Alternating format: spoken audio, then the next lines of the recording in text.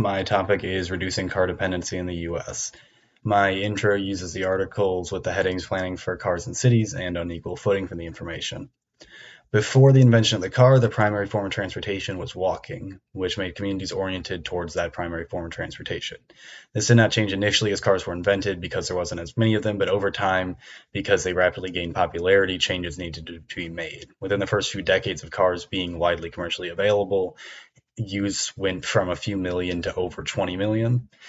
And in the US, the street was then altered from a predominantly communal space to a route for transportation, where the primary form was driving as opposed to walking. This resulted in the marginalization of walking as a form of transportation in US society over time. In addition, the infrastructure required for increased cars in the country had significant negative impacts on many American communities, particularly urban areas.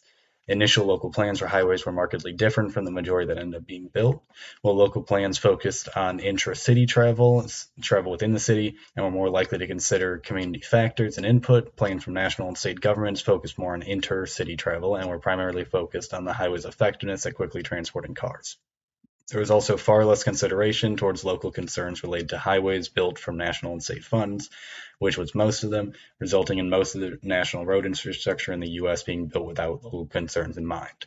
And this particularly has had negative consequences over time. The prioritization of cars in the United States has resulted in negative impacts on our health and safety, the environment, and our communities. Due to this, the level of personal car use in the United States must be reduced and replaced with other forms of private and public transportation. The first reason why is because of how cars cause urban sprawl and how that harms communities. Urban sprawl is fundamentally linked to car use. Communities that are more sprawled out tend to have less dense communities. So there's less people per square area, per square mile, less housing, and more distance between places.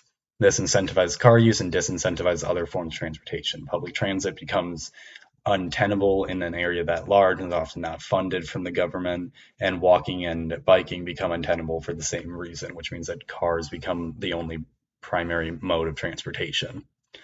New York is kind of the inverse of this, New York City, and it demonstrates the benefits of city density by having the smallest carbon footprint in the US. According to the article, urban density is better for the environment than sprawl. New York City has a carbon footprint of 7.1 metric tons per person compared to the US average of 24 metric tons per person. And it accomplishes this primarily through reducing its car use and increasing its public transportation as its density allows it to do. 54% of New York City households and 77% of Manhattan households don't have a car. And New York City accounts for almost 1/3 of the public transit miles in the US overall.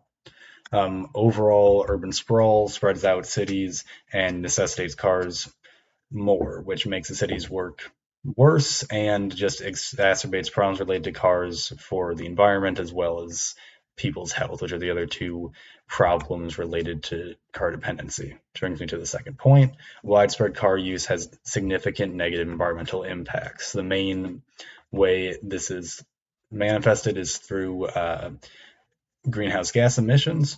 According to our World in Data estimate, per capita in 2020, the U.S. produced an estimated 5.27 tons per person of carbon dioxide due to electricity and heat, and 4.64 tons per person from transportation, compared to the world average of 1.93 tons per person for electricity and heat, and 0.93 tons per person for the world. This is obviously more overall, but the share from transportation is also larger than the average for the world as well.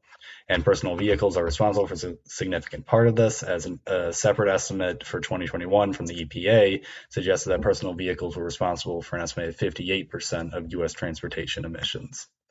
Part of this is the types of cars we use. Trucks and SUVs are the highest polluting types of vehicles and are more popular than sedans in the US. They are estimated to make up 78% of the market by 2025. And between 2010 and 2018, increasing demand for SUVs and trucks was estimated to be the second greatest contributor to increasing emissions globally. All this information is from the Electric Cars and Steel Cars article. The emissions are also further exacerbated by urban sprawl, where cars are more reliant in certain communities due to the sprawl incentivizing more emissions for more driving. Commutes become longer as a requirement, and small errands are more likely to be run using cars. Finally, high levels of car use create health risks due to air pollution, as well as safety risks since cars are less safe than alternative forms of transportation. Air pollution causes a lot of problems with humans. It can lead to higher rates of asthma, higher rates of hypertension. Generally, a lot of major problems can happen to people under prolonged exposure to air pollution. And Bakersfield, California is a good example of this sort of happening. It's kind of the opposite of New York in that it's a very bad city in relation to urban sprawl. In 2001, it was ranked fourth worst in the US for urban sprawl. And in 2004, it was ranked the third worst city for pollution overall. A big part of this is vehicles. Sprawl exacerbates the vehicle use again, and in the summer specifically, low level ozone is the primary summer air pollution, and two-thirds of that is caused from personal vehicles. Cars are also just less safe as a form of transportation than other forms of transportation. According to an estimate from Statista, annual deaths per billion passenger miles for each of the transportation methods for cars and light trucks is 7.28 deaths per billion passenger miles. For commuter rail, it's 0.43, and for buses, it's 0.11. It's already significantly lower, you can see, for commuter rail and buses than cars and light trucks, and that does not count deaths of pedestrians caused by these, because the metric is deaths per billion passenger miles, which cars would definitely have a higher percentage of pedestrians killed than other forms.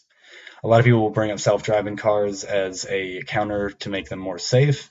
And if self-driving cars work, they would be more safe. However, that wouldn't help health problems with cars due to air pollution. So it doesn't really resolve all of the health concerns with cars.